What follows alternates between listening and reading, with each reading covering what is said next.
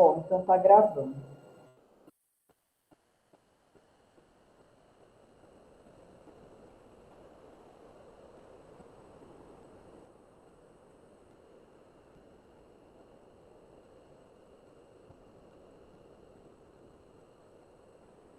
Pessoal, está em tela cheia? Posso continuar? Para mim está ok. Tá. Obrigada.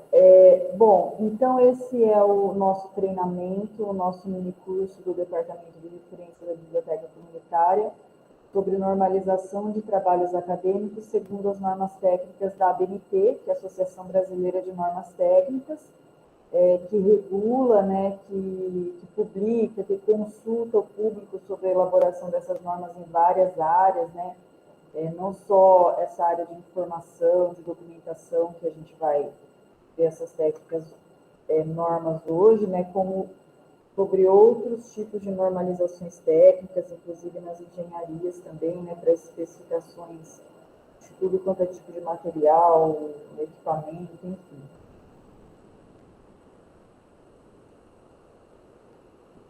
Bom, por que padronizar? Por que normatizar? Né? Porque isso vai indicar uma qualidade, uma confiabilidade, uma intercambiabilidade. É colocar uma ordem, né? Colocar um padrão. Né? Cada hora faz de um jeito, sem critério, né? E quanto mais organizado for e parecido, né, com essa padronização, mais fácil de ser intercambiado, inclusive entre outros países, entre outras línguas também, né? Bom, facilita a recuperação dos trabalhos acadêmicos, porque eles acabam ficando com a mesma cara, né, com as mesmas regras, ou pelo menos regras parecidas, porque a gente tem outros tipos de normas de documentação de informação, dependendo da área, né? Mas, no geral, e o que a gente orienta aqui na UFSCar, para a maior parte dos cursos, é seguindo a ABNT, elaboração de trabalhos acadêmicos. Demonstra ética na pesquisa e não ser acusado de plágio acadêmico, né? Porque as normas, por exemplo, as normas de citações, elas vão orientar os alunos que tem sempre que citar a fonte, da onde você extraiu aquele trecho, para você não ser acusado depois de plágio acadêmico, né? Isso, inclusive, pode acontecer até para docentes, né? A gente já teve caso de exoneração de docente da USP, né? Que saiu até no jornal, porque a aluna dele tinha plagiado uma imagem, aluna de doutorado. E a gente já teve casos aqui na UFSCar também, de aluno que já tinha terminado o doutorado há uns anos, estava em outro país, tinha plagiado dados de um livro de uma professora de Portugal, infelizmente o diploma foi cassado e perdeu anos depois. Então tem que tomar cuidado, nesse sentido que eu sempre oriento os alunos, é melhor pecar pelo excesso. Tudo que você usar, cite a fonte, né? Para isso existe a norma de citação, né? Cite o máximo possível, né? Claro, em algum momento, principalmente num doutorado, mais ainda, que você tem que trazer alguma inovação, alguma contribuição, você vai colocar ali a sua opinião, as suas palavras. Mas tudo que você pegar de ideias, de trechos, de outras fontes, de outras publicações, de outros autores, até de você mesmo, você tem que se autocitar. Se você pega um trecho de um outro artigo seu, de um outro livro seu, um outro trabalho seu, você tem que citar. Nesse sentido, o que eu oriento aos alunos é pecar pelo excesso, né? Quando, nos treinamentos individuais, quando a gente conversa sobre tema, né, eu sempre falo para os alunos, toma cuidado para não fazer uma coisa muito abrangente, que não vai dar conta, não vai dar tempo, o trabalho vai ficar todo vazado, todo cheio de falha e não vai ter uma conclusão realmente concisa, que realmente contribua. Então, nesse sentido, eu falo, é melhor ser mais minimalista, mas fazer uma coisa mais pontual, mais certeira, que de fato traga uma contribuição para a ciência, uma coisa mais redonda, que não fique cheia de falha. Mas nessa questão do plágio, de citação das fontes, que a gente vai falar hoje da norma de citações, que é essa daqui, ó, da norma da ABNT impressa, é melhor pecar pelo excesso. Tudo que você usar de outra pessoa, até de você mesmo, cite, né? É melhor ser minucioso e citar. Bom, então a ABNT, que é a Associação Brasileira de Normas Técnicas, é o órgão que normatiza, né, no Brasil, que publica essas normas aqui, né, em várias áreas. Agora a gente está falando sobre a área de informação e documentação, mas normatiza em várias áreas, né, como eu falei, né, somente áreas técnicas, engenharias. E é assim, ele consulta a comunidade. Quando vai fazer uma atualização, que a gente vai falar nesse treinamento. O último, que foi dado para a graduação da engenharia elétrica, a norma não tinha sofrido atualização, mas ela teve uma atualização agora em julho, que a gente vai falar depois. Então, é consultado o público antes para opinar o que eles acham que deve mudar, né? É um órgão de regulamentação que consulta o público também, para depois publicar a atualização, as mudanças. Bom, então, agora nessa parte do treinamento, a gente vai falar sobre essa norma da ABNT, né, de informação e documentação, sobre citações, né? Citar as fontes, os trechos, justamente para evitar esse crime do plágio acadêmico, né? E já está incluindo a última atualização, que é a segunda edição dela, onde sofreu essa atualização com novas alterações que valerão a partir de 2024, a partir do ano que vem. Então, findando esse ano, ainda vale a primeira edição. A partir do ano que vem, a segunda edição, que já é essa que eu tenho aqui impressa em mãos e que já está para vocês imprimirem, salvarem lá no Pérgamo, no nosso catálogo online. E eu vou estar falando das mudanças aí nos slides hoje, que no último treinamento não, porque não tinha saído ainda. Tá? Bom, então essa norma aí, que é essa que eu estava mostrando para vocês, tá? Ela tem 7 páginas, tá? Na verdade, assim, essa imagem é a mais antiga, tá? De 2022, que a gente colocou uma foto. Essa que está na minha mão é a mais recente. Mas só para vocês terem uma ideia da imagem, e ela vem com essa faixa, assim, para evitar cópias, tá? Porque essa base de dados de normas da ABNT, ela é assinada pela biblioteca, né, com verba pública, não é uma coisa que está solta. Embora existam cópias soltas aí no Google, na internet, teoricamente, pelos direitos autorais, não poderia, tá? Bom, mas o que é uma citação? É uma menção no texto de informação extraída de outra fonte, né? Então, você tem que fazer essa citação, né, de acordo com o que a ABNT orienta, né? Você pegou aquele trecho ou aquela ideia, porque tanto você pode pegar o trecho literal, entre aspas, com as mesmas palavras do outro livro, do outro autor, né? Como você pode pegar as ideias e parafrasear e resumir, mas aquelas ideias não são suas, você pegou de outro livro, então você vai ter que indicar isso também, que aquelas ideias você pegou daquele outro livro, mesmo que não seja uma citação literal, entre aspas, com as mesmas palavras, tá? Então, para que serve a citação? Para identificar o legítimo autor, o autor intelectual, o primeiro, né? A fonte primária das informações apresentadas. Então, a gente tem que ter essa honestidade intelectual. Não só nesse sentido, como de você não falsificar dados no seu trabalho, né? Eu estou fazendo um trabalho aqui no meu laboratório, eu quero induzir a ter tal resultado. Aí o pesquisador vai lá e forja, né? E induz o resultado. Seria uma desonestidade intelectual, né? Então, a ciência, ela tem que buscar ter esse critério de verdade, né, para a sociedade, né? Porque muitas pessoas não acreditam em nada a não ser na ciência. Acho que, pelo menos, a ciência tem que ter esse critério de honestidade intelectual, de verdade, de realmente testar, de realmente ser fiel aos dados apresentados, né? E também fiel a de quem você pegou aquelas ideias que você está colocando no seu trabalho. Reforçar ou contrariar um assunto, tema abordado, que às vezes você vai citar um outro autor para concordar com ele, ou às vezes você vai citar para contrariar e mostrar que você pensa diferente, né? Validar um raciocínio, acrescentar mais argumentos àquele seu raciocínio, argumentos de outro autor, demonstrar estudo e atitude científica do autor enriquecendo o trabalho, né? Então, você vai lá fazer seu TCC, sua dissertação, você precisa dessas publicações, dessas fontes, para você começar lá, né, citando todo o histórico, né,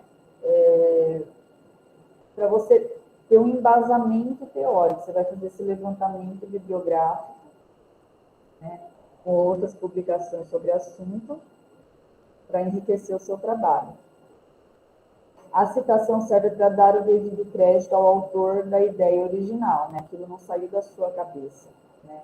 Como aquela frase, eu estou sobre o ombro de gigantes, né? Então, a ciência é assim, né? As novas gerações vão continuando o que as gerações anteriores foram descobrindo, foram publicando. Então, temos que dar esse crédito aos que vieram antes, né?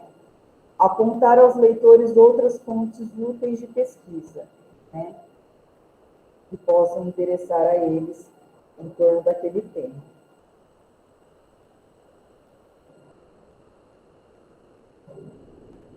Então, tipos de citação. A gente tem a citação direta, que é aquela entre aspas, que você vai pegar um trecho e colocar idêntico com as mesmas palavras, né? A citação indireta, que é onde você vai ler 1 ou 2 páginas de um livro, por exemplo, de um artigo científico, você vai parafrasear e colocar com as suas palavras aquelas ideias. Mas mesmo assim você tem que citar a fonte, para aquelas ideias não saírem da sua cabeça. E citação de citação. É quando você, geralmente acontece com textos, livros muito antigos, assim, que é difícil a gente ter acesso ao original. Então, a gente cita um livro mais novo, de um autor mais novo, que consultou aquele texto original, que às vezes ele é de difícil acesso, a gente não consegue ter acesso a ele. Mas é uma coisa que tem que ser evitada, né? Mas, infelizmente, geralmente, por alguns documentos antigos, ou às vezes é de um país, uma língua muito distante, geralmente é quando é mais antigo, né? A gente não consegue ter acesso, então se faz uma citação da citação, porque aquela ideia é importante, né? Aquele trecho é importante você citar. Trechos com até 3 linhas, tá? Deve ser transcrita diretamente no texto, entre aspas duplas e inseridas no parágrafo. Tá? Então, até 3 linhas, sempre usar aspas duplas, tá? Dá para inserir dentro do próprio parágrafo mesmo, não precisa recuar. Aí tem 2 formas que você pode fazer, né? O autor inserido no parágrafo, você cita ele antes, ou então no final, em parênteses, que aí vem com a maiúscula em caixa alta, mas teve algumas mudanças que é para o ano que vem, que eu vou mostrar para vocês depois, e vou mostrar nos Instagrams da Biblioteca de Sorocaba e daqui, que está mais didático. A gente entra no final, eu coloquei já alguma coisa aqui nos slides mais para frente, mas a gente entra para vocês verem porque está um pouquinho mais didático por estar no Instagram, tá? Então, o que eu gosto de fazer, assim, quando eu estou escrevendo, é variar o formato, para não ficar tudo igual. Uma hora eu coloco o autor inserido no parágrafo, outra hora eu coloco entre parênteses. Trecho com mais de 3 linhas deve ser destacada com recuo de 4 centímetros, tá? Com fonte menor para utilizar com texto sem aspas. Agora pode usar com 2 centímetros, depois eu vou mostrar também, com essa mudança. Tá? Antes era só 4. Então, um exemplo aqui com 4. Foi um recuo de 4. Você cita ali o nome do autor lá em cima e o trecho.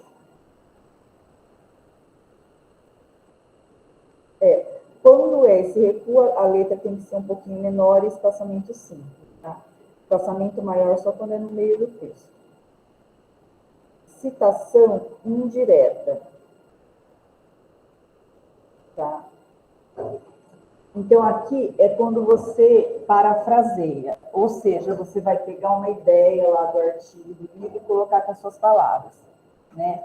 E mesmo que você use outros autores, tal, você pode misturar, mas sempre citando eles, o sobrenome deles e o ano, tá? Tanto ali no começo, o autor inserido no parágrafo, como no final, entre parênteses, tá? Então, esse é o jeito parafraseado. Você vai ler aquela página lá, 1 ou 2 páginas, e pôr com as suas palavras.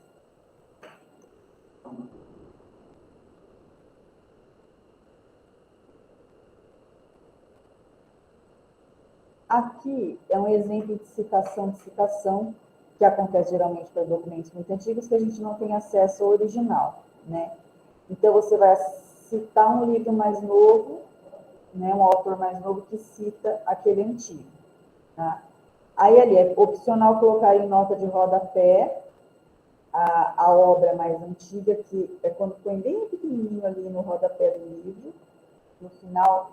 Aí, acho que não está tão comum nos últimos tempos, né? Antes, dependendo da área, se é mais histórico, que tem muito disso, de ter aquelas notas de rodapé. Né?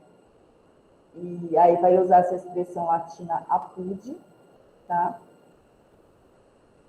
E a mesma coisa, tanto o autor inserido inserido no parágrafo, como em parênteses também.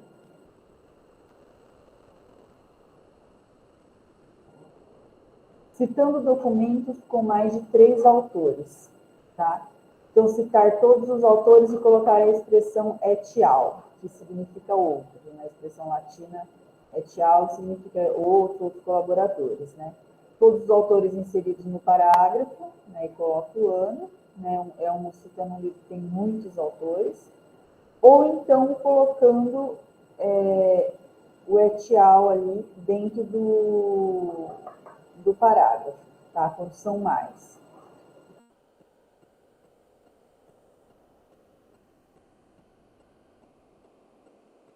Citando documentos com mais de 3 autores, tá?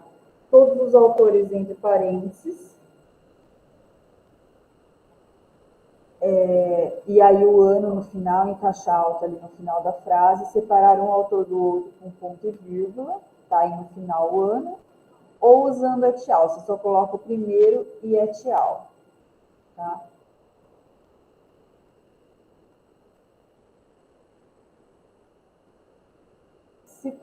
Citando trechos com omissão. Geralmente isso é quando vai ficar muito comprido, se você colocar tudo. Então você tem que omitir aquele trecho. Sempre para omitir um trecho, você usa o colchetes e a reticências no meio, tá? Então você pode usar tanto no começo, no meio, como no final, porque aquele trecho não importa para você, né? Ou iria ficar muito grande. Então você vai fazer isso, colocar o colchetes e as reticências. Citando trechos traduzidos, tá? Então, ali também tem um colchete de reticência de omissão e ali no final, tradução nossa, né? Quando quem está ali escrevendo o livro traduziu aquele trecho do texto original. Citação de documentos sem indicação de autoria, tá? Então, quando não tem um autor, pessoa física ou pessoa jurídica, institucional, a gente entra pelo título, tá? Então, você vai colocar a primeira palavra do título como se fosse o autor, vai colocar em caixa alta, tá? É um texto aqui que foi publicado na Folha de São Paulo. Então, você pegou um trecho daquele texto, né? Não pegou ele completo, né? Colocou lá o símbolo de omissão, e aí você quer citar, não tem um autor, né? Foi publicado lá na Folha de São Paulo, mas não tem um autor do texto. A Folha de São Paulo é o editor, é quem publicou, né? Então você vai entrar pelo título do documento. E muitos livros, se vocês pesquisarem no catálogo do Pérgamo, vocês vão ver que o título, o livro está entrando pelo título, como se o título fosse o autor, porque não se achou um autor daquela obra. Tá? Coincidência de sobrenomes de autores, né? Tem esse problema ainda que numa outra área, que nem no caso do currículo Lattes, da plataforma do currículo Lattes, que eu não sei se vocês têm perfil lá, que é para os pesquisadores brasileiros, fazendo um parênteses, tem esse problema, na verdade, internacionalmente, né? Aí foi criada agora uma outra plataforma, o ORCID, que eu acho que eu citei no outro treinamento, né? Que é justamente para resolver esse problema de nomes iguais de autores, nomes homônimos, tem gente que tem o nome tudo igual, né? Até o prenome, o sobrenome, tudo. Aí cada um tem um número. No ORCID, que é uma plataforma internacional de currículos de pesquisadores, tipo a Nacional do Currículo Lattes, né? Mas aqui a gente tem esse problema aí que as normas tentam regulamentar, que é essa coincidência de sobrenomes de autores, nomes homônimos, enfim, né? Sobrenome igual, colocar os prenomes abreviados. Abreviação do prenome igual, colocar por extenso. Porque esse, senão aqui o Cássio Silva, se você colocar C ponto, ia ficar igual, né? Mas, às vezes, pode ser que os dois sejam Cássio, os dois sejam Carlos. Aí você põe o outro nome, abreviado, para tentar diferenciar. Infelizmente, tem caso que é tudo igual, o nome. Que aí o ORCID tenta resolver com essa questão da numeração. Né? Documentos de um mesmo autor com o mesmo ano. Tá? Aí você vai fazer citação de diversos documentos de um mesmo autor, de uma mesma pessoa, né, publicados no mesmo ano. Aí, para diferenciar cada documento, que aí cada documento vai ter trechos e ideias diferentes. Você coloca, vai pondo por letra, de A a Z, né, para indicar que é o documento diferente. E também tem que indicar lá na lista de referências no final, tá? A letrinha após a data do documento. Né? Documentos de um mesmo autor, mas com anos diferentes, tá? Então, você vai citar lá no seu trabalho, usar diversos documentos do mesmo autor, mas publicados em anos diferentes. Você vai mencionar ali tudo junto naquele trecho. Você põe os anos diferentes e na lista de referência você vai colocar cada um separado. Aí, separar um ano do outro com vírgula, tá?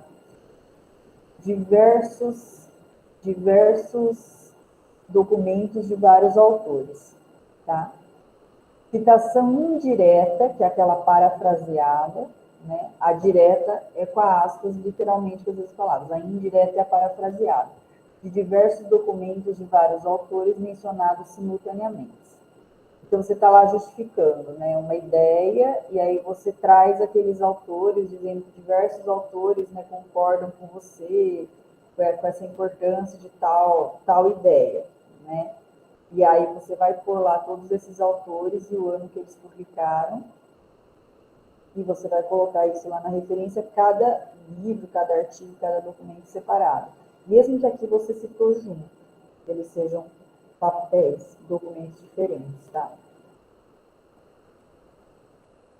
E colocar os autores em ordem alfabética, tá?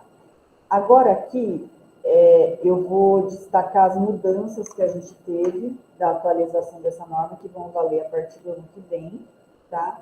E depois a gente entra lá no Instagram para eu mostrar para vocês. Eu coloquei aqui nos slides, de acordo com o Instagram, da publicação no Instagram, o post da Biblioteca de Sorocaba. Eu peguei os exemplos de lá. A gente tem um outro post com outros exemplos aqui da Biblioteca da UFSCar, que foi postado depois. Eu peguei de lá que foi postado antes, né? Então, para destacar algumas mudanças que tiveram, que vão valer a partir do ano que vem, tá? Essas mudanças foram aprovadas agora em julho, tá? Então, antes de eu começar, que a gente vai começar uma outra partezinha das atualizações, alguém quer perguntar alguma coisa até agora, por áudio?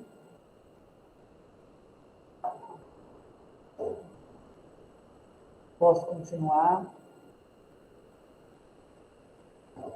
Bom, então, quais foram as atualizações para o ano que vem? Então, agora pode usar letras maiúsculas e minúsculas dentro do parênteses. Então, antes era assim, eu ia fazer uma citação de um trecho ali desse autor Chalmer, né, omitia ali um pedaço e tal. Agora, você pode colocar, não precisa colocar tudo em caixa alta, que é tudo letra maiúscula. Você pode colocar só a primeira e o resto minúsculo, tá? Ponto final, outra mudança. Ponto final utilizado para encerrar a frase e não mais a citação, tá? Então, antes, punha o pontinho ali antes da aspas. Daí sempre gerou confusão, sempre foi uma coisa que eu tinha dúvida, desde quando eu estava na graduação, se eu punha o ponto antes da aspas, se punha depois da aspas, enfim. É para pôr depois da citação, agora. Então, uma coisa que, vamos dizer, foi resolvida, tá? Recomendação do recuo padronizado para citação direta, que é aquela literal, com as mesmas palavras, com a aspas, trechinho, né? Com mais de 3 linhas. Então, era assim, os 4 centímetros que eu mostrei para vocês, mas sem a aspas. Agora, 2 centímetros. Tá? Então, não precisa o recuo de 4, porque contava, você vai dar o espaçamento, né? O tab, ou você vai contar as letras. Então, agora, 2 centímetros. Agora, a indicação de páginas de documentos não paginados na citação direta, que é a citação literal. Tá? Então, exemplo ali, na década de 1930, Piaget desenvolve um programa de pesquisa experimental junto aos seus 3 filhos. Você coloca ali o autor, o ano, a localização, indicação de localização em dispositivos de leitura utilizando a abreviação local para localizador. Tá? Aí um outro trecho também. Então, esse primeiro aí é para dispositivos de leitura, que nem o e-book, né? Você está ali no Kindle, né? Por exemplo. E essa história é uma outra estação. Essa história é uma tragédia, uma história de fatalidade, de erros de cálculo, mas ela é sobretudo uma história de amor. Uma coisa de áudio, de radionovela, anos, minutos, segundos. Indicação de localização em áudio, filme utilizando a abreviação, que é aquele trecho, né? Aquela cena, aquele momento, aquela fala, sei lá, o pessoal da imagem e som deve usar muito isso, por exemplo, né? Que é a localização exata do trecho ali que você está citando. As expressões latinas que eu falei lá atrás, do apud e do et al, que a gente usou lá nos exemplos, lá não estava em itálico, tá? Se bem que assim, de modo geral, usava-se em itálico, eu tinha costume de colocar em itálico, mas agora elas devem ser colocadas em itálico, tá? As mais comuns são aquelas que a gente viu lá, a et al, quando são mais de 3 autores, e a apud, quando são os documentos antigos, que é citação de citação, que você não tem acesso a ele, né? Mas todas essas outras expressões também, se vocês forem precisar usar essas expressões em latim, as expressões latinas, devem ser grafadas em itálico. Tá? O uso do et al, né, quando uma citação com 4 autores ou mais autores, né? Então, você cita só o primeiro, seguido da expressão et al, mesmo que na lista de referência constem todos os outros autores. E a adoção do et al, indicação de todos os nomes na citação, deve ser padronizada. Agora, continuando, né? A ênfase de trechos cujo destaque já faz parte da obra consultada. Tá? Então, ali tem as palavras independente e diversa, em negrito, que foi dado uma ênfase nesse trecho, um destaque, né, na obra original. Então, era obrigatório escrever aquilo ali, grifo do autor, que foi o autor que destacou, que colocou em negrito as palavras independente e diversa no texto original. Agora mudou. Não existe mais a necessidade de informar esse grifo. Então, você coloca do jeito que você vai copiar lá, literalmente, vai deixar aquelas 2 palavras independente e diversa em negrito, e você não precisa mais falar que é grifo do autor, né? Indicando que foi o autor que fez esse destaque, essa ênfase naquelas palavras, naqueles trechos, né? Então, para dar ênfase, agora, quando é você que está citando, né, você quer dar uma ênfase, um destaque para um trecho, tá? Continua a obrigatoriedade de indicação. Então, você pode fazer desses 2 jeitos. Então, você destacou ali, né? Produção de degenerados. Você pode escrever grifo nosso, indicando que foi você que destacou, que quis dar um destaque, uma ênfase, colocar em negrito. Ou então, você coloca grifo próprio. Mas não existe mais essa necessidade, tá? Você pode até fazer daquele jeito, mas não existe mais a necessidade de informar esse grifo. Bom, alguém tem alguma pergunta até aqui? Essa norma de, se vocês imprimirem a de citação, ela é mais fina. Tá? Vocês sempre lembrem da norma de citação, começa do outro autor intelectual, das fontes, lembra sempre do plágio, né? Que tem que citar. Né? Se tiverem alguma pergunta até aqui, porque a gente vai mudar para outra norma. Eu queria perguntar, no caso a senhora falou que teve a atualização, né? Se a gente for Isso. entregar o TCC no ano que vem, ele já tem que estar em acordo com as novas normas ou precisa esperar alguma votação, alguma coisa? Isso. No catálogo online Bergamo, que vocês têm acesso à base de dados das normas da BNT, logando com a senha do meu Bergamo, já vai aparecer a norma nova da segunda edição, que vale a partir do ano que vem. Então, assim, se vocês forem entregar o trabalho até fechar esse ano, não precisa levar em conta essas mudanças que eu falei agora no final e que estão no Instagram da BCO e da BSCO de Sorocaba. Estão usando exemplos diferentes, mas mostrando todas as novidades, as mudanças, que só vão valer a partir de janeiro do ano que vem. Se entregar o trabalho ainda esse ano, pode ser da forma que estava sendo até então. Essa segunda edição, ela foi aprovada em julho de 2023.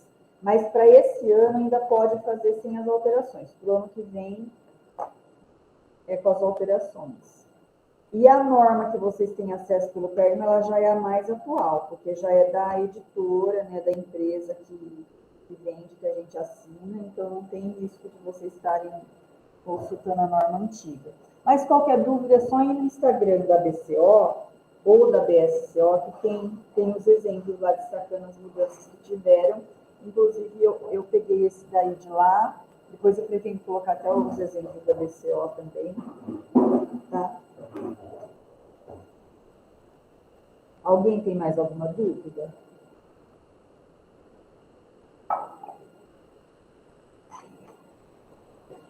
Mas demora para atualizar, viu? Demora uns anos, é feita uma consulta pública antes, não é uma coisa que sempre está mudando.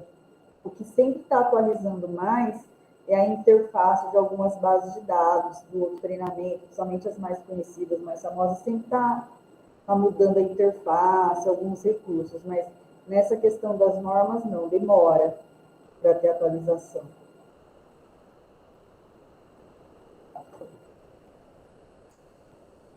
Bom, aí agora a gente vai entrar na parte das referências, né, que é aquela lista de referências, né, que antigamente a gente chamava de bibliografia, que vai lá no final, que são todos os livros, os artigos científicos que você consultou para fazer o seu trabalho, que é essa norma aqui, que ela é mais grossa, né, tem bem mais coisas, tá? É outra norma da ABNT de documentação, de informação e documentação, que é a norma de referências, né, a BNT-NBR 6023, tá?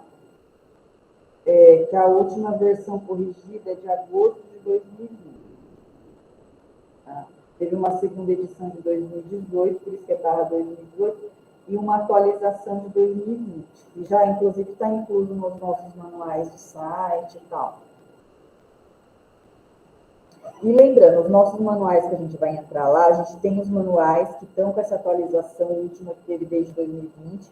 Os manuais em PDF, eles são explicativos da norma, né? Porque vocês tanto podem consultar a norma original, né? Como consultar os nossos materiais, que eles são explicativos da norma e tem exemplos práticos. Às vezes, outros exemplos. Então, aqui a cara da norma de referência, que é essa que eu estou em mãos aqui impressa e que vocês têm acesso pelo catálogo online Bergamo entrando com a senha do meu Pérgamo de aluno, tá? E podem baixar, podem imprimir. O que é uma referência? Né? A gente falava referência bibliográfica, mas agora a gente só fala referência por conta de todos os documentos digitais online. E antigamente era bibliografia, lista de bibliografia, né, que a gente chamava.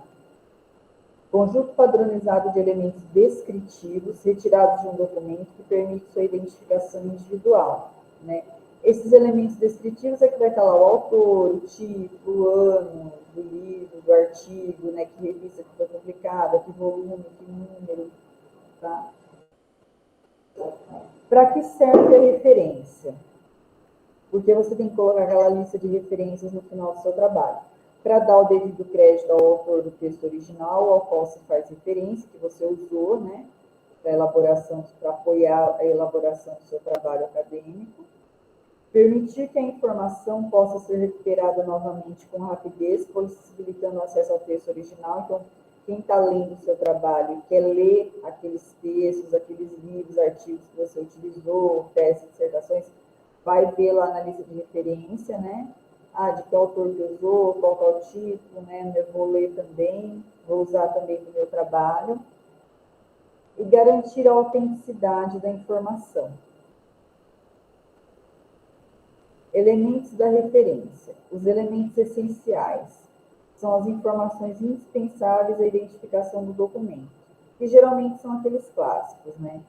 O autor, o título, o ano. Tá? Elementos complementares são aqueles opcionais, informações que acrescentamos aos elementos essenciais que permitem caracterizar melhor os documentos. Por exemplo, aqueles livros que têm coleção, né? Série Vagalume, coleção Pensadores, ou quando na referência vocês veem no catálogo do Pérgamo, põe o ISBN do livro no final. São elementos complementares, adicionais, opcionais, geralmente, não são os essenciais.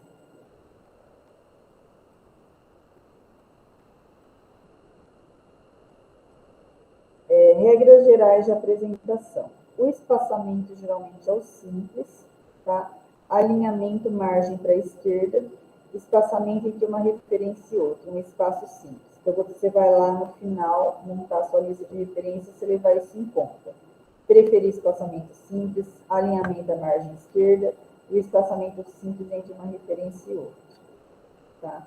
Um exemplo de lista de referências, né? Você vai escrever lá referências em caixa alta, né?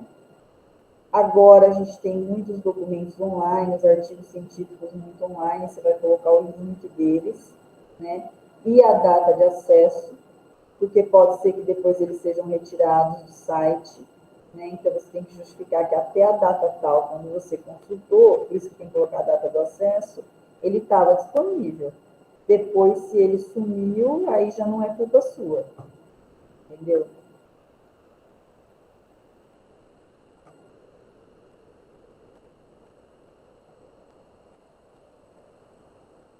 Regras gerais de apresentação. Ordenação. Então, você pode escolher de duas formas, alfabética, de A a Z, ou numérica. Tá? Recursos tipográficos. Você vai poder usar negrito, itálico ou sublinhado, de preferência usar o mesmo, para não ficar cada hora troca um. E se optar por colocar elementos complementares. Eu quero, todos os livros que eu usei, eu quero indicar a coleção. Todos os livros que eu usei, eu quero indicar o ISBN. É melhor tentar colocar em todos, para ficar mais padronizado, mais parecido. Tá? Então, no caso de um livro, tá? Você usou um livro lá para o seu TCC, para a sua iniciação científica, e você vai ter que citar ele lá nas referências. Você usou um trecho dele, você fez citação, você vai ter que colocar ele lá nas referências, né? Quais são os elementos essenciais de um livro, né? E mesmo de um e-book? O autor, o título, o subtítulo, se houver, a edição, porque tem mudanças de uma edição para outra, né? O local, editora e data da publicação, tá? Por exemplo, a gente colocou esse exemplo do livro Água Viva, da Clarice Lispector, né? Então, exemplo ali, o primeiro só com os elementos essenciais, o segundo com complementares. Então, colocou a coleção, colocou as páginas, tá?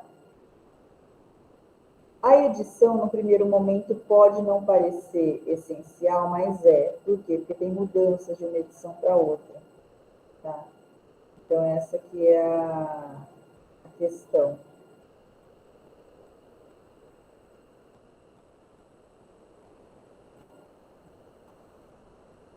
Livros com até 3 autores, tá? Não, livros com... É que a mensagem do compartilhamento está em síntese, mas não consigo tirar. Me atrapalhando um pouco para ler. Elementos essenciais: autor, título, subtítulo, edição, local, editor e data da publicação. Então, aqui no caso, são 2 autores. Só o D ali, que tinha que estar minúsculo, tá? Ficou em caixa alta. Glossário de Biblioteconomia e Ciências Afins.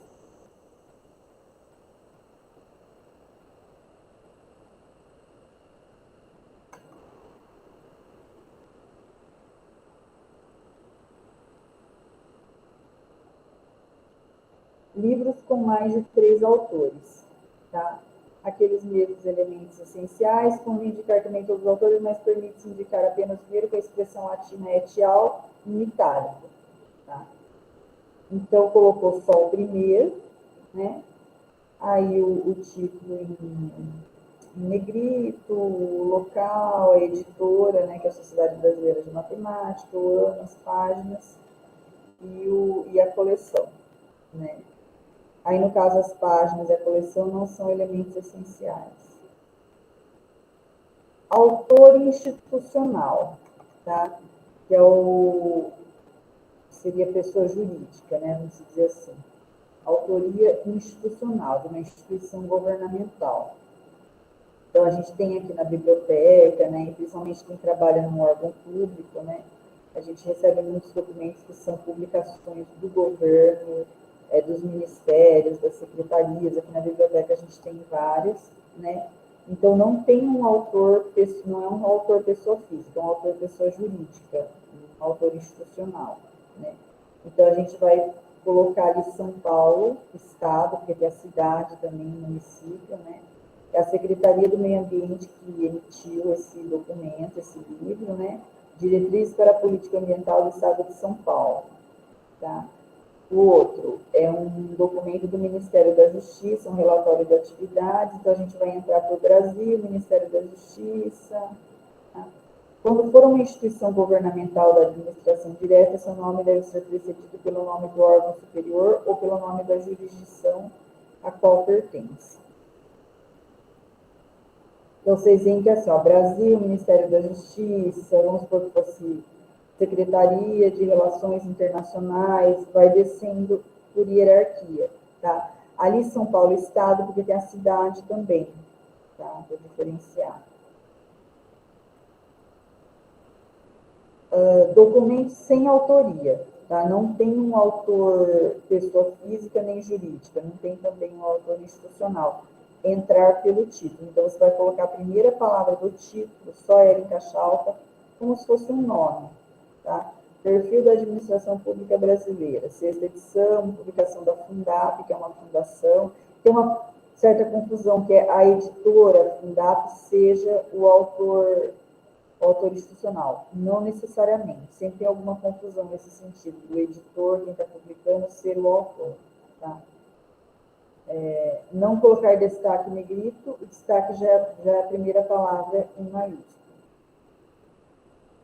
No caso dos e-books, que começou a ter recentemente, eles estão principalmente no portal de periódicos da CAPES, lá na biblioteca virtual da Pearson, que foi mostrado no treinamento lá de base de dados, né? Então, onde estão esses e-books?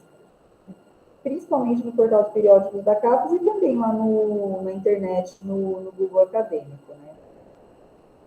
Os elementos essenciais. Só que, assim, no final, tem que colocar a acrescida da descrição física do suporte, e-book. Tem que indicar que é e-book. Isso é essencial para o e-book, tá? Então, basicamente, os mesmos elementos essenciais para o livro físico, tá? autor, título, subtítulo, edição, local, editora, data da publicação, mas tem que colocar essa descrição física do suporte, do tipo de material no qual ele está aqui, é e-book. Tá? Isso que acaba mudando. E-book online. Tá? Que você pode colocar o link dele, mas sempre tem que colocar a data, porque depois pode sumir, ficar fora do ar. Então, você vai pôr os mesmos, no caso, esse e-book, ele é organizado, tem organizadores, né? Tem editora da PUC do Rio Grande do Sul, ano, local, enfim, e-book disponível em o link onde ele está online e a data do acesso. Elementos essenciais no caso do e-book online. Além de você colocar que é e-book, colocar o endereço eletrônico com a data. Tá? Artigos de periódicos online. Então, são artigos científicos, tá? De revistas de periódicos científicos que estão online. Né? Então, exemplo aqui da revista Perspectivas em Ciência da Informação.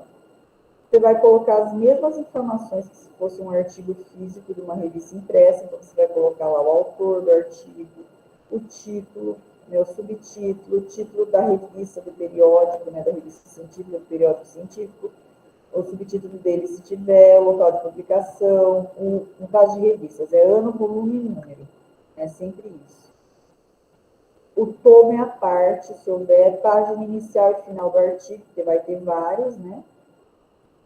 Aí, como é online, não esquecer de pôr o link disponível e a data da publicação, a data sempre nesse formato também. Artigo de evento publicado em monografia, em anais de evento. Os elementos essenciais também. Depois, os anais sempre vai ter na frente esse colchete das reticências, né? Já é de praxe. Então, os elementos essenciais. Autor, título do trabalho, seguido da expressão in, né, que é uma expressão também, você indicar que você pegou um trecho de dentro, você pegou um trabalho de dentro daquele evento, que no caso é o Simpósio Brasileiro de Banco de Dados, que é a nona edição dele, no ano de 94, tá? E aquele trabalho está lá, da página 16 a 29, porque os anais, vocês sabem que são, antes, quando eles eram publicados impressos, eles eram grandes, assim, né? Está lá todos os trabalhos publicados no evento. Tá?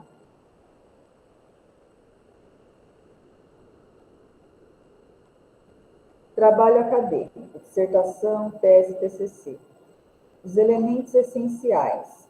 O autor, o título, o subtítulo, se tiver, o ano do depósito, né, depósito lá no repositório institucional da universidade, quando não se formou, tipo de trabalho, se é dissertação, se é tese, se é TCC, o grau, mestrado, doutorado, graduação, o curso, entre parênteses, vinculação acadêmica, local e data de apresentação ou defesa, que às vezes pode variar esse ano.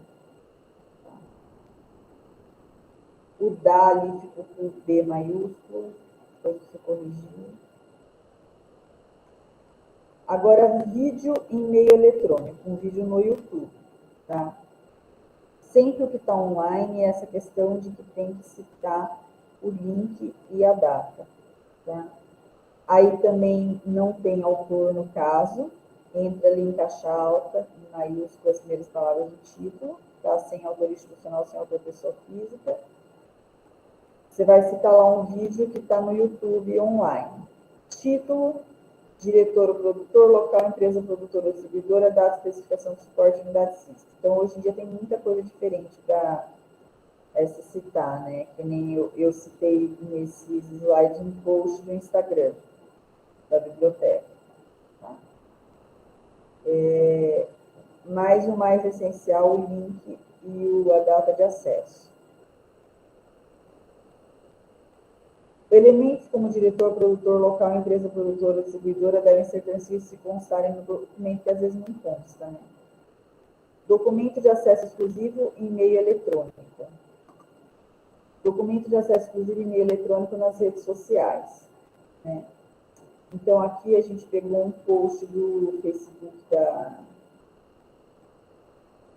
da BCO, tá? O link, a data de acesso, falando sobre empréstimo de férias. Então, dá para você citar Facebook, Instagram, né? Claro que sempre de preferências institucionais, né? Se trata de um trabalho acadêmico, né? Site, que já é uma citação mais antiga, né? Que vem aqui citando o serviço de EB, de empréstimo de bibliotecas, que é aquele que a gente empresta livros de outras bibliotecas, livros físicos, né? Que eu comentei no outro treinamento. Tem lá no site da biblioteca como funciona esse serviço, então está sendo citado essa página aí que fala sobre esse serviço. Então, a gente entra, não tem autor pessoa física, é um autor pessoa jurídica, no caso a biblioteca da UFSCar, comunitária da UFSCar. Não se sabe ao certo o ano, só a década, o ano exato não, colocou um símbolo ali de interrogação, o site e quando foi feito o acesso. Tá? Esses outros exemplos aqui, eles estão previstos na norma também, porque vocês viram que a norma ela é bem grande, né? Então, a gente não colocou tudo nos slides, né? No manual explicativo da BCO, no site em PDF, a gente colocou mais coisas, mas a norma ela é bem grande, tá? A gente costuma colocar o que é mais utilizado pelos alunos, né? Porque dá para você fazer uma referência de uma partitura, né, de uma música, de uma bula de remédio, de medicamento, de um monte de uma fotografia, né? Então, ali tem outros exemplos que estão previstos na norma e que estão disponíveis no manual em PDF no site da BCO, né? Livros com outros tipos de responsabilidade, um tradutor, prefaciador, ilustradores, por exemplo, os livros infantis, é muito importante citar o ilustrador, né? Para algum tipo de livros compiladores ou revisores, né? Nomes em outras línguas, em chinês, por exemplo, tá? Livros publicados com pseudônimos, livros psicografados, né? Pseudônimos famosos, né? Como no caso lá do Fernando Pessoa, que ele tinha os heterônimos lá, né? Na literatura, psicografados quando tem o nome do espírito, que nem os livros do Chico Xavier, obras adaptadas que não são bem traduzidas, né? Vamos dizer assim, seria uma outra categoria. Títulos que têm o outro título equivalente em outra língua. Livros com local de publicação cidades homônimas, São Carlos, no estado de São Paulo, e lá em Santa Catarina, por exemplo, né? Livros com mais de um local de publicação, livros que não tem editora, que não tem o local da editora, né? Sem o ano de publicação, que a gente tem que indicar lá com o sinal na interrogação que não foi achado, e livros com mais de um volume, com partes, com tomos, né? Bom, sistema de chamada, de organização lá das referências, autor data, que seria alfabético ou numérico, então você escolhe qual que você vai utilizar, que ordem, né? A escolha do sistema irá determinar a ordem das referências e a forma de chamada da citação, ordem alfabética ou numérica. O método de chamada deve ser escolhido, deve ser seguido com padrão, sempre o mesmo ao longo de todo o trabalho, permitindo sua correlação na lista de referências. Não indica se usar simultaneamente sistema numérico com notas de rodapé. Notas de rodapé, de modo geral, deve se evitar, tá? Só se for estritamente necessário. As citações são feitas, em geral, pelo sobrenome do autor e relacionadas às referências no final do trabalho em ordem alfabética. Isso em linhas gerais, tá? Então, você vai citar um autor, de preferência pelo sobrenome, e colocando as referências lá no final em ordem alfabética, tá? Sistema de chamada autor-data. Então, ali um exemplo, né? No texto, você colocou lá, citou Brasil, citou a Confederação Nacional da Indústria, citou esse autor Dreyfus, o nome, página. Aí os documentos lá em ordem alfabética. Primeiro, Brasil, como se fosse um sobrenome de autor, que seria um autor institucional, governamental, né? A Confederação Nacional da Indústria, que é um autor institucional, depois o autor pessoa física, um exemplo de como é essa ordem alfabética. Tá? Agora, o sistema de chamada numérico se organizou por número. A indicação da fonte na citação é feita por numeração única e consecutiva em algarismos arábicos, remetendo à lista de referências. As referências devem ser numeradas de acordo com a ordem sequencial em que aparecem no texto pela primeira vez e colocadas em lista nessa mesma ordem. Tá? Então, outro exemplo também. Então, é colocado o númerozinho lá, tanto no alto, expoente, né, em potência matemática, ou entre parênteses alinhado ao texto. Tá? Então, duas formas que você pode fazer, hora que você está lá escrevendo no texto, né? E aí lá na lista de referência, então não importa mais a ordem alfabética, vai ser seguindo por número. Referência 1, referência 2, 3, 4.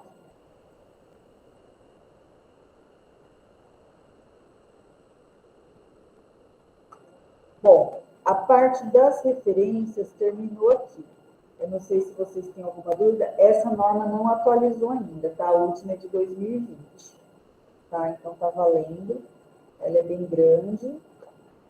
Tem os manuais explicativos lá no site da DCO, que depois a gente mostra no final. Agora começa, se vocês tiverem alguma dúvida até aqui dessa parte, pode me perguntar, porque aí a gente entra na outra, que é da formatação do trabalho acadêmico, que é uma outra norma, que é a BNT-NBR 14.724 de 2011, que foi a última que foi publicada. Então, vocês veem que demora, tá, para atualizar.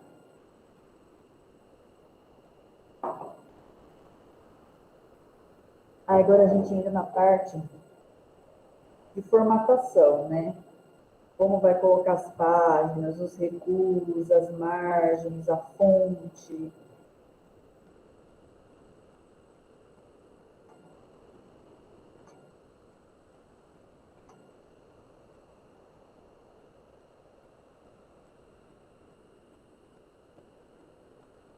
Eu não estou com ela impressa aqui, essa norma.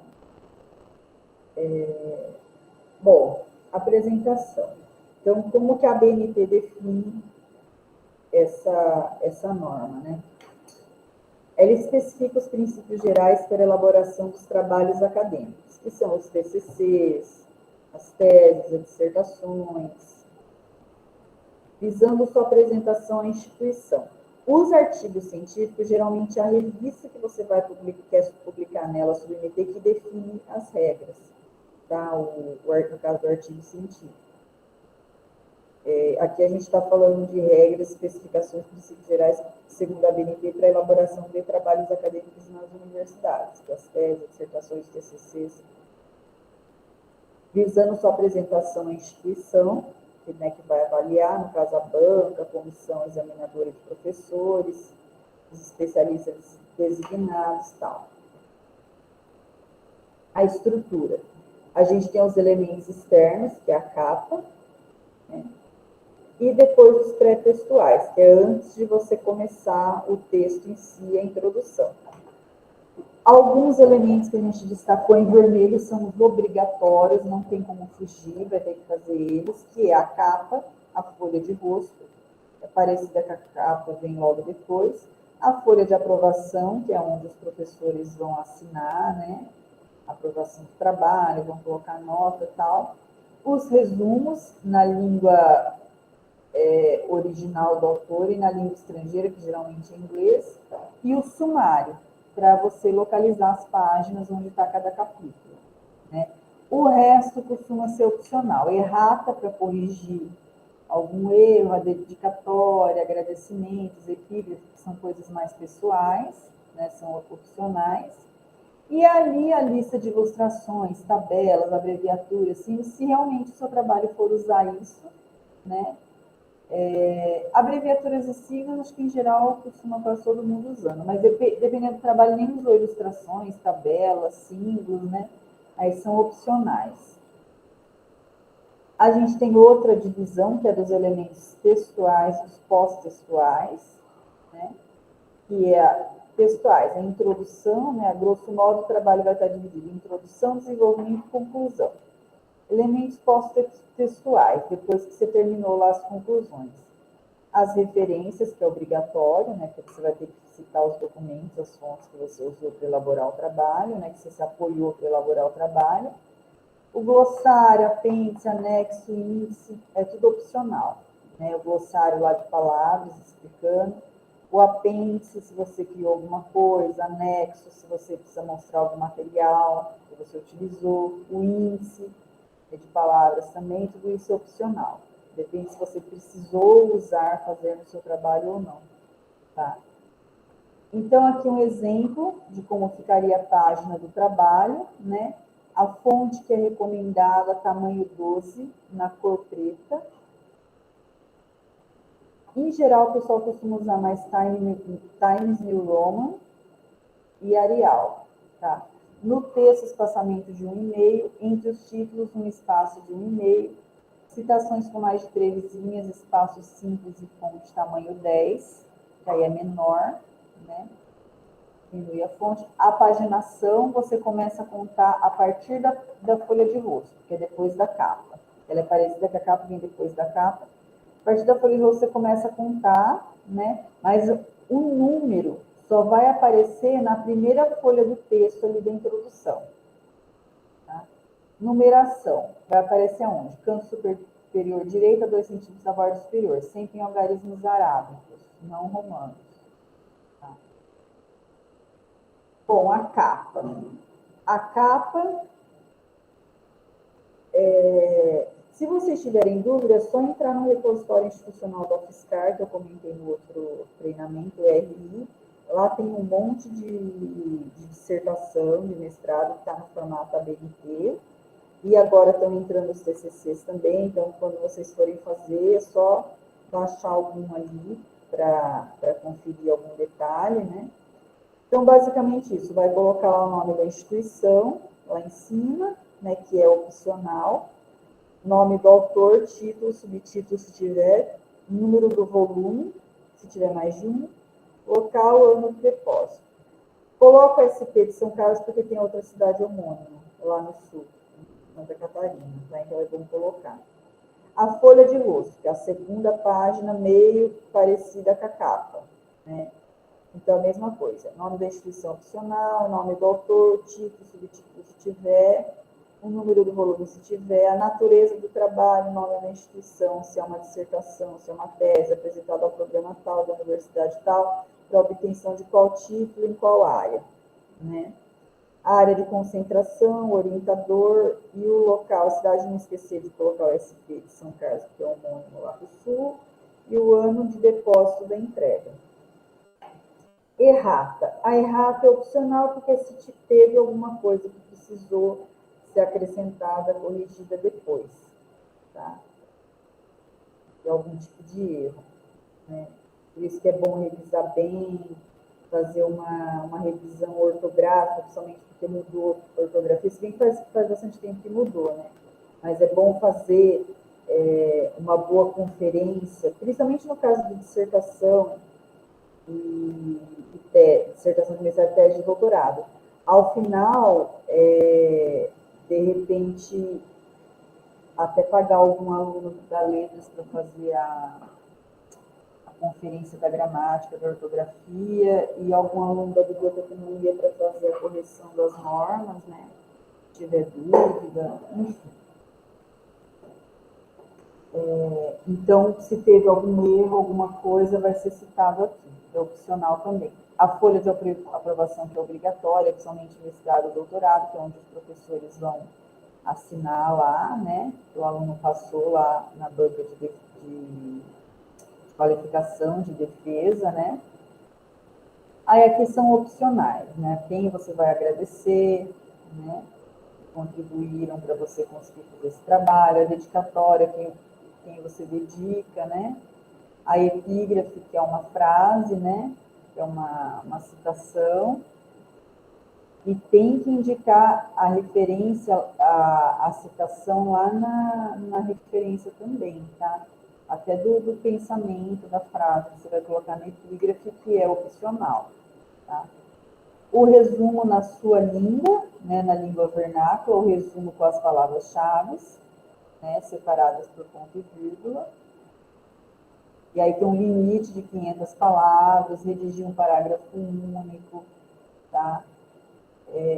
Existem critérios, né, que você vai colocar as ideias principais ali no resumo, né? Tem uma lógica, um certo critério como fazer um bom resumo, tá? Tem norma da BNT de resumo também, tá? Como fazer um bom resumo. O abstract, que vai ser o seu resumo em inglês, com as keywords, com as palavras-chave em inglês, tá? Aí, no caso, se você usou, né, ilustrações, usou tabelas, fluxogramas, fotografias, mapas, organogramas, aí depende da área, né? Quadros, aí você vai ter essa lista aí de tudo isso que você usou, né? E de preferência separado, você vai ter lá a lista de gráficos, a lista de tabelas, a lista de mapas, de quadros, cada um numa folha, tá? Aí, cada gráfico, né, tem um número e um nome, cada tabela também, a página que estão, tá? Aqui diferenças entre quadros e tabelas, tá? O quadro, ele tem mais informações textuais, né? E a tabela, informações mais numéricas tratadas estatisticamente, tá? Lista de abreviaturas e siglas, isso em geral acho que quase todo mundo usa, né? Ao longo do trabalho vai estar citando alguma sigla, alguma abreviatura. Cada uma numa folha, tá? A lista de símbolos. O sumário, que é onde vai estar cada página, é legal o sumário automático, que já clica e já vai direto para a página certa, tá? E se você fez apêndice, anexo, vai estar lá também indicado, tá? Não confundir sumário com índice. O sumário é obrigatório que todo mundo vai ter que fazer, né?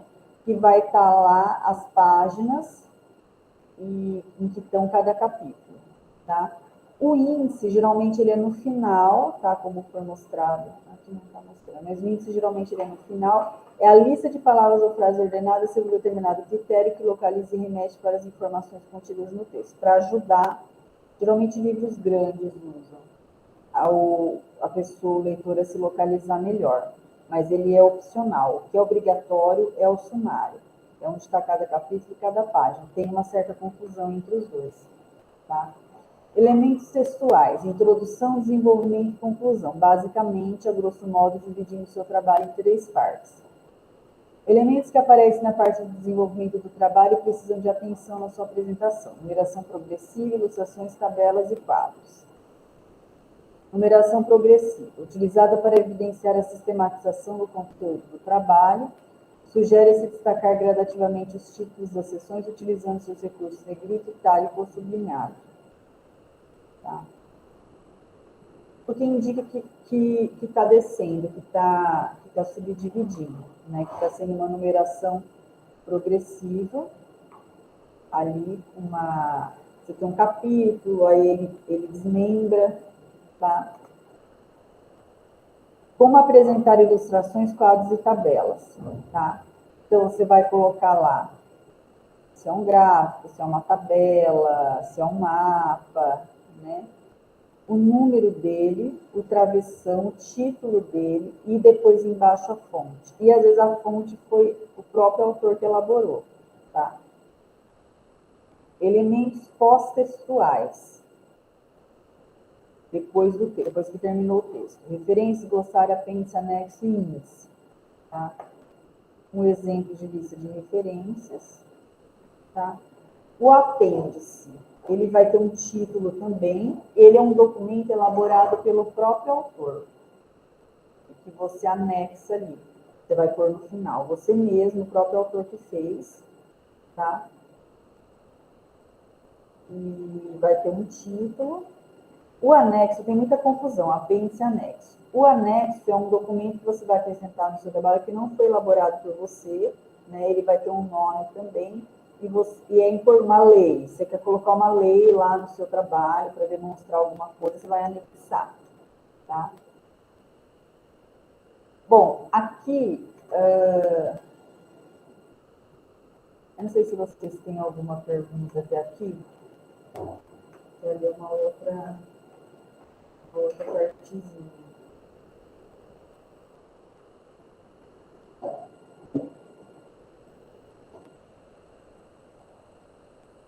Então, cuidado com muita confusão. Sumário, índice, anexo, apêndice, tá? Aqui é o manual de acesso das normas técnicas, que a gente teve uma mudança recente, que vocês vão entrar lá no catálogo online nosso, no Pergamo, no meu Pergamo, entrar com a senha, tá? Para conseguir ter acesso às normas da BNT, tá? Vai entrar com o número da UFSCar e a senha mesmo utilizada no sistema da UFSCar, tá? O cadastro na UFSCar deve estar atualizado, o cadastro de vocês de alunos. Pesquisar a norma, por enquanto, por palavras do título. Tá? Tá tendo um probleminha que a gente mudou, teve uma atualização do Pergamo recente, não sei se vocês repararam. Tá? Aí vai ter a aba ali, Target de Web. A primeira vez, você tem que se cadastrar no site da Target, porque teve essa mudança aí. Aí vai estar lá o cadeado fechado, porque você não entrou com a senha ainda, você tem que entrar com a senha para poder abrir a norma. Tá? E elas estão agora podendo ser abertas para impressão também. Tá? Os manuais que depois eu vou mostrar lá no site da BCO. Tá? Aqui na parte de serviços de informação e normalização, que são os manuais explicativos das normas da BNT. Tá? Então, todas essas normas estão explicadas com exemplos nos manuais que os bibliotecários fizeram. E ali embaixo, normas completas da BNT são acessadas no Pergamo via Target de Web. Esse tutorial que eu mostrei ali antes está ali. Esse link depois a gente entra, tá? Aqui são os manuais em PDF que vocês vão poder baixar, os manuais explicativos de como fazer a apresentação dos trabalhos acadêmicos aí com todas essas numerações, formatações, que esse último é que a gente falou, essa última norma 14.724, a norma lá de citações, né, para não fazer plágio, a norma de referências, a lista de referências da bibliografia do final, né. Aí a ABNT tem normas específicas de como fazer padronização de numeração progressiva, como fazer sumário, como fazer resumo. Tem normas menores, depois de informação e documentação, sobre pontos específicos, tá? Que a gente não tratou aqui. E tem um modelo de template de trabalho acadêmico que vocês podem baixar também, um corpo ali, vamos dizer, né, para a numeração. Um template aqui básico para todos os cursos, todas as áreas, tá? Aquilo que eu falei, vocês podem entrar nesse site, que ele é de acesso aberto, que eu acho que eu citei lá no treinamento de base de dados do repositório institucional. Está entrando os TCC, vocês veem ali, tem mais de 1.000 já. Vocês podem baixar um TCC da área de vocês, para ter como modelo, tá? Que ele já vai estar lá no formato ABNT. Ah lá, são dicas, tá? E vocês podem também, outra dica, utilizar um gestor de referência bibliográfica. De referência, né? Bibliográfica, esse termo a gente usava mais antes. E pode ser um biblioteiro, que são os dois gratuitos. Tá? O pessoal pergunta às vezes bem de NoteWeb, mas ele é junto com a base de dados Web of Science, que é assinada. Quando vocês perderem, não forem mais alunos, perde o acesso. Então é melhor fazer nesses dois, que eles são de acesso gratuito. O Zotero, ele tem mais recursos, ele é acoplado ao Mozilla Firefox, ele é gratuito, mas ele é um pouquinho mais complicado de usar. Eu gosto mais do Mendeley, ele é mais didático, mais fácil de usar, a gente indica mais o Mendeley. Inclusive, a gente tem um curso online gratuito, lá na plataforma FOCA da SEAD, da Secretaria de Educação à Distância. Essa é a cara do curso, vocês podem se cadastrar lá, a gente pode entrar lá e mostrar depois no final. Se eu esquecer, vocês me lembrem. E vocês podem entrar lá e se cadastrar e fazer esse curso online gratuito que os bibliotecários fizeram, tá? E a gente tem as videoaulas também no canal do CIB, que é o Sistema de Bibliotecas da UFSCar, que gerencia as bibliotecas de todos os campos, né? A gente tem videoaulas lá. No canal da BCO também tem alguma coisa, tem sobre o Mendeley no canal da BCO. Tá? Tem videoaula sobre o Mendeley.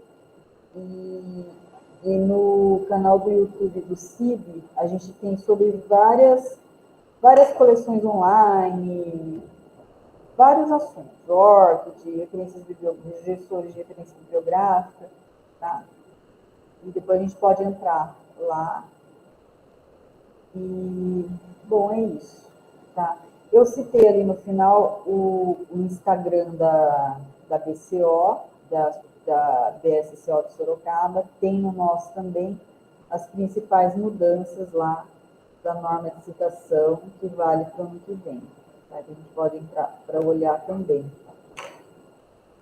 Bom, é isso dos slides.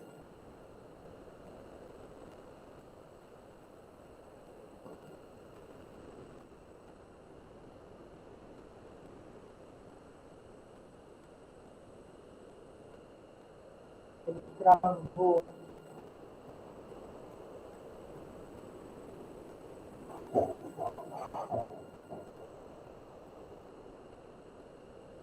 Eu vou parar de apresentar.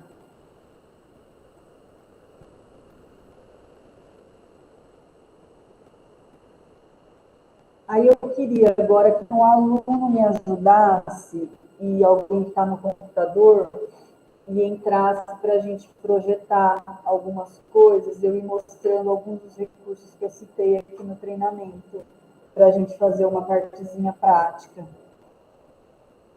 Só para mostrar onde que estão algumas coisas que eu citei aqui.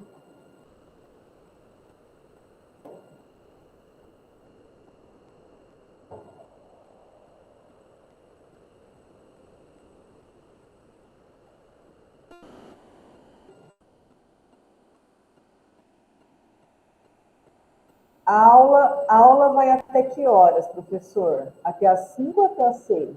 Até às 6. Então tem tempo. Aí, pessoal, os candidatos, alguém aí? Hoje é mais simples do que das bases de dados.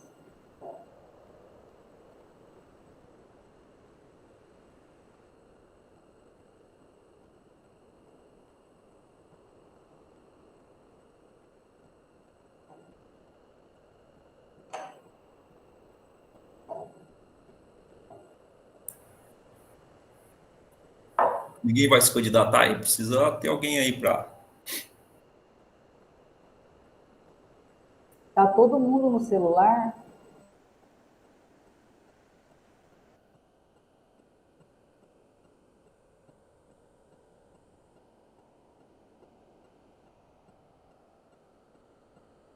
O Otávio que vai salvar de novo? Você vai, Otávio?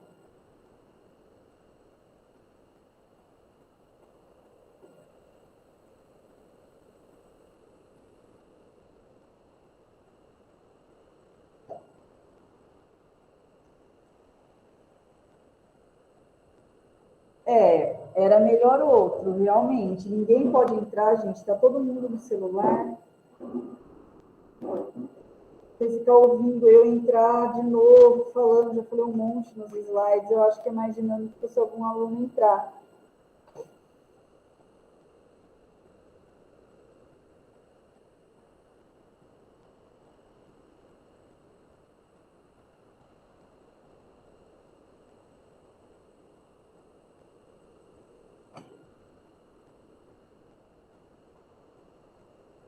Se não tiver nenhum candidato, o Otávio pode fazer, viu?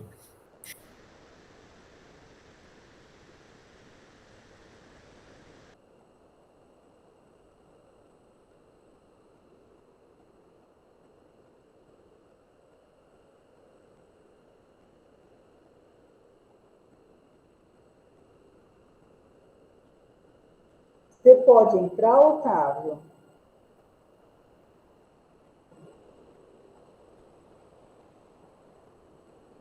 Ah, e se puder fazer a gentileza, então, você consegue entrar no Instagram aí da BCO? Só para eu mostrar o post com as mudanças das citações, eu vou mostrar pouca coisa. Eu acho que o do Mendeley eu mostrei, o curso do Mendeley no POC eu mostrei no outro treinamento, né? Das bases de dados.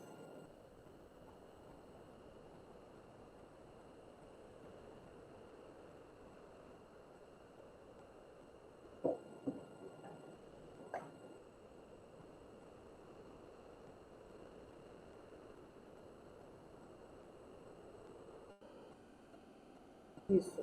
Aí no Instagram da BCO, vai lá para mim no post do dia 16 de agosto,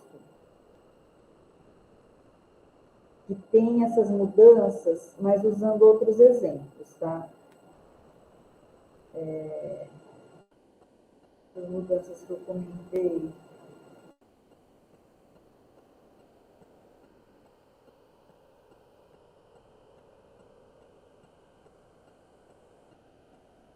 Ali, ó, esse daí.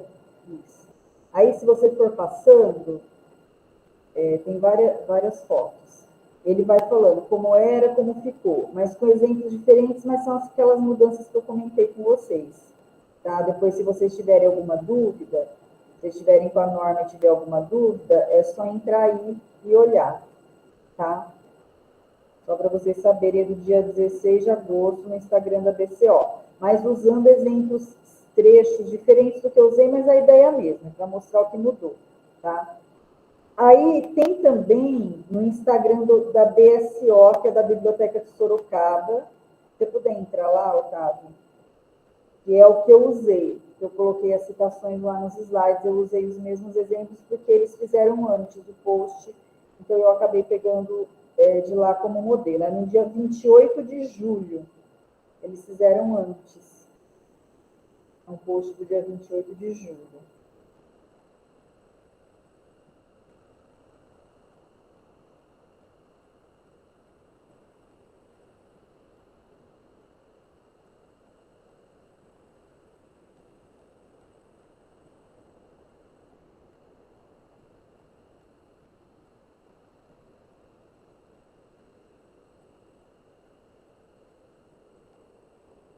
Não é esse.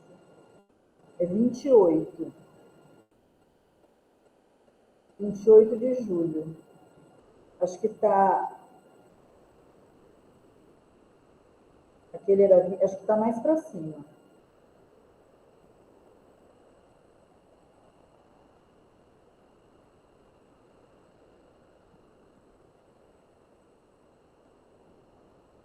Mais um pouquinho.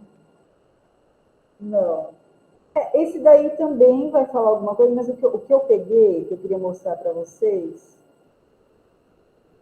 ali, ó, a BNT é esse daí, tá? Vocês vão ver, conforme for passando as fotos, os exemplos que eu peguei, as citações são as mesmas, tá? Então, vocês podem consultar aí, se tiverem alguma dúvida, tá?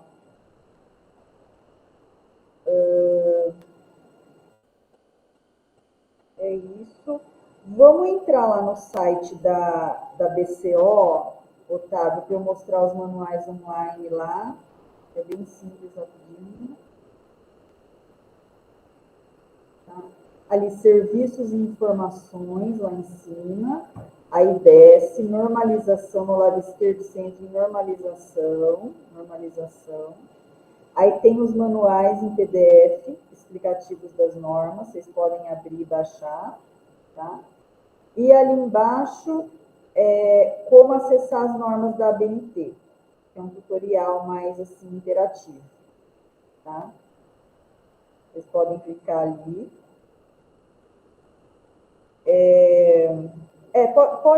Pode mostrar. Que é aquele que eu mostrei ali, dentro do treinamento. Tá?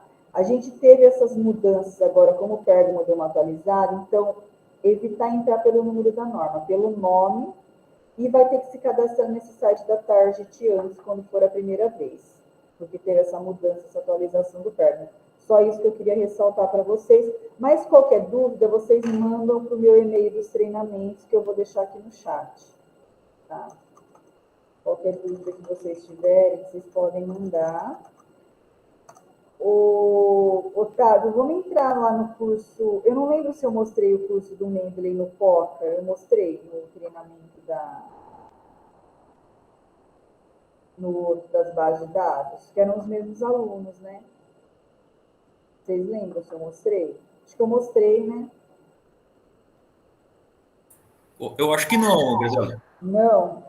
Então, Otávio, entra lá no site da POCA, UFSCar, da SEAD, que tem os cursos online, fazendo um favor. POCA. É esse daí, isso, primeiro. Isso. Que são os cursos online, que inclusive a gente pode propor à comunidade. São cursos online gratuitos. Você entra ali, ó, cursos em destaque. Cursos em destaque. Isso. Aí você entra ali no tipo lá, categorias de cursos. Aí pega ali informação e comunicação. Isso. Aí, ó, o de Mendeley. Como utilizar o Mendeley? Entra aí, vai ser esse daí. Vocês vão se cadastrar e fazer ele. 3 bibliotecários que elaboraram, tá? Nem precisa entrar, só para mostrar. Tem um monte de curso aí, de todas as áreas, tá? E a comunidade pode propor também, até quem é aluno pode propor um curso, tá? E estão aí online, gratuitos, para o Brasil inteiro fazer, e depois no final emite o certificado, tá? Se vocês precisarem de carga horária de curso, tá? Então é interessante vocês fazerem esse, tá? E a gente tem também sobre o Mendeley 3 videoaulas no canal da BCO.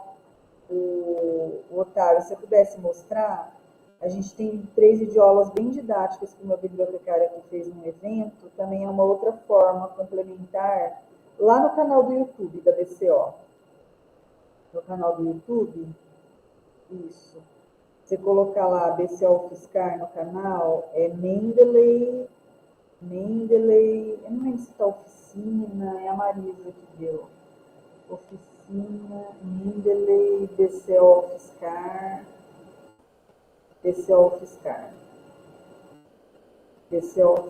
isso. Acho que já vai. São, se não me engano, 3 videoaulas. Essa daí, ó, com ela de pé no microfone. Isso. Oficina, tá bem didático. Ela vai mostrando a tela de como baixa, como instala, como usa, parte 1, parte 2. É interessante vocês assistirem também, tá? Foi um evento que a gente fez na pandemia.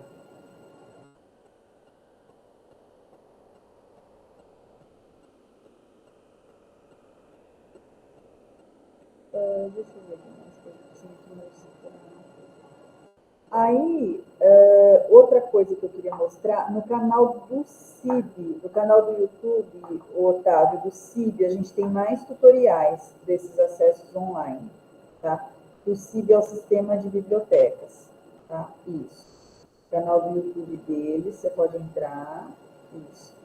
Aí tem as lives que eles fazem de temas variados de interesse do universo acadêmico, mas você baixando mais, é onde mais tem tutorial, tá?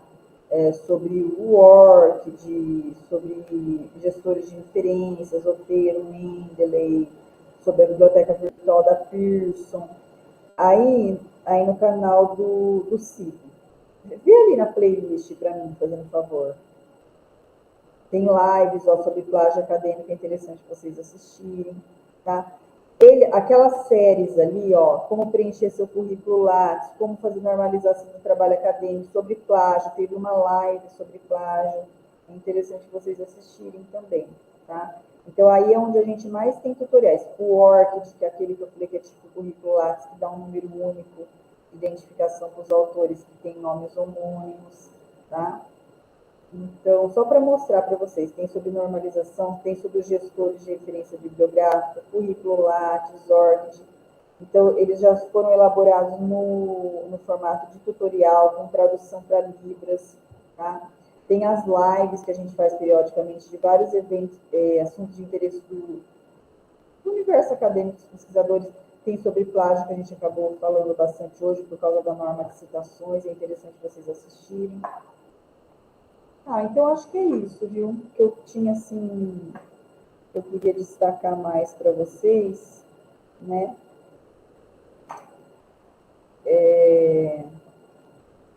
Aí, deixa eu ver se eu consigo achar. A lista de presença, não sei se todo mundo assinou, né?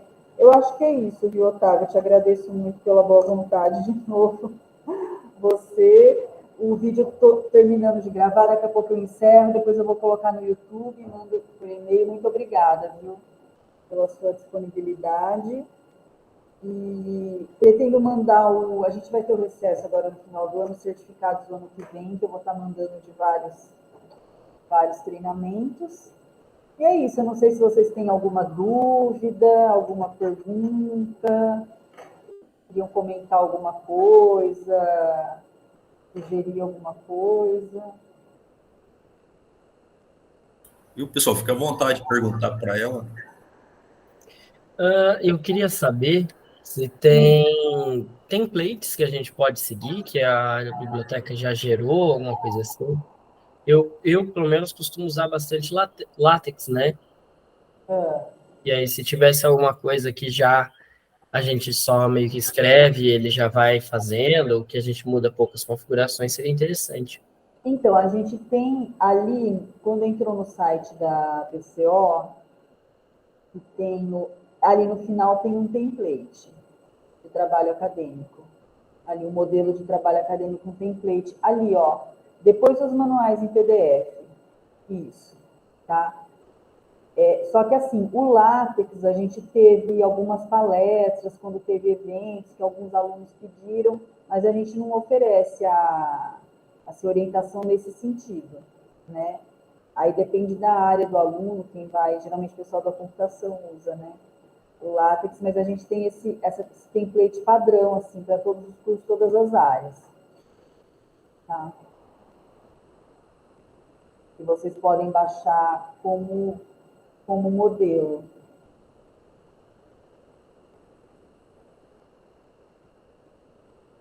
De acordo com as normas da ABNT, né, as normas versão mais atual, e você pode usar isso daí. Ô, Graziela, vou fazer uma pergunta para você. Oi. Tem a UFSCar, ela tem um departamento lá que trabalha com publicações. São livrinhos, séries, né? Que lá na biblioteca, na livraria, eles estão à venda. A biblioteca, ela tem o padrão para escrever um template, alguma coisa do tipo, como tem que ser escrito, alguma coisa? São aqueles que são tipo umas apostilas com a capa Isso, branca, isso. uns mais fininhos. Isso, às vezes eles Olha, têm cores específicas, verde, não tem. pink. A gente teve até uma bibliotecária que ela já se aposentou há muitos anos, ela escreveu um daquele sobre essa parte de normalização, só que acabou desatualizando, né? Porque as normas foram sendo atualizadas. Sei. Mas, assim, modelo daquele a gente não tem. Pode ser que a própria editora do Fiscar tenha, porque vários professores acabaram publicando de diferentes áreas. Imagino que pode ser que a editora tenha um template disso. Certo. Tá. Né? Mas aqui na biblioteca, não. A gente tem só no acervo, né? Que foram doados exemplares, né? A gente tem no acervo ali para ser emprestado, mas template, não. Certo, só para saber. Obrigado. No caso, esse template que eu achei aqui, ele é do template da monografia, né? Isso. Ou Teria, da dissertação também. isso, teria para artigo, um modelo em artigo, onde eu encontraria as regras? Então, artigo, ele é um pouco parecido, principalmente na parte do texto, né? Fora assim, capa. Só que o artigo ele é mais enxuto e o artigo ele tem que seguir as regras da revista que você vai publicar. Certo. Que você quer submeter, né? Que você pretende publicar. E na internet tem muitos e outras bibliotecas que têm template de artigo científico. Sempre está tendo um mini curso de como escrever artigo científico, eles passam lá o esqueleto, você acha bastante na internet, mas ele é mais enxugado, assim, né? Ele é menor a estrutura do que da monografia, do TCC, da dissertação. Então, se ele passa em uma revista, primeiro eu vou submeter ele a uma revista e então depois submeter ele como uma entrega de TCC. Na verdade, assim, ele existe aí na internet, né, as bibliotecas têm modelo de estrutura de artigo científico, que é um modelo padrão, que é bem menor, bem mais enxuto do que esse template de TCC, de dissertação. Você vai fazer o artigo naquele modelo, que é um modelo geral, genérico, né? Depois você vai escolher uma revista, um periódico que você quer submeter o seu artigo para ele ser aprovado e futuramente publicado. Aí aquela revista, elas têm alguns detalhezinhos que mudam. Algumas regrinhas, algumas normas, algumas exigências que aí você vai adaptar o seu, que elas vão mostrar para você, né? Quando você for procurar a revista, for para submeter, e aí você tem que colocar o seu artigo, dar uma ajustada nele, de acordo com aquelas regras, para submeter para o corpo editorial, né? Para ver se aprova ou não. Certo. E sempre está tendo aí na universidade, tanto online como aqui presencial, mini cursos, assim, de como escrever o artigo científico, de como fazer o resumo do artigo científico, como fazer a estrutura dele, né? Acho que eu entendi a pergunta dele. É o seguinte, do departamento, por exemplo, então ele aceita, por exemplo, como na defesa do TCC, ou esse padrão aí escrito, apresentado por você, ou um artigo publicado numa revista, que está no padrão da revista. Por exemplo, aí vamos supor, internamente o departamento aceitou, foi aprovado, vamos aceitar. Aí quando eu for postar ele dentro da UFSCar como um TCC, esse artigo vai nesse padrão, é isso que eu acho que talvez seja essa pergunta dele. Ou seja, Isso mesmo. Ele quer, por exemplo, esse artigo dele, ele quer de repente colocar no repositório institucional. Isso. Ele sim. Não, eu creio que sim, porque como entra ali artigos de várias áreas, e às vezes as áreas têm diferenças, né? Nessas formatações assim, eu creio que entra, porque é um artigo que foi aprovado, que foi publicado, ele vai entrar ali no repositório do jeito que ele saiu para publicação. Mas eu vou deixar aqui no chat para o Otávio o e-mail de contato do nosso repositório institucional para ele tirar dúvidas mais específicas, porque eu não trabalho diretamente com isso. Mas eu imagino que sim. Do jeito que o artigo dele foi submetido, foi para a revista, ele pode sim colocar ali no repositório. Tá? Porque o repositório, antes era só tese de dissertação, agora está entrando TCC, artigo científico, dados de pesquisa. Beleza, obrigado.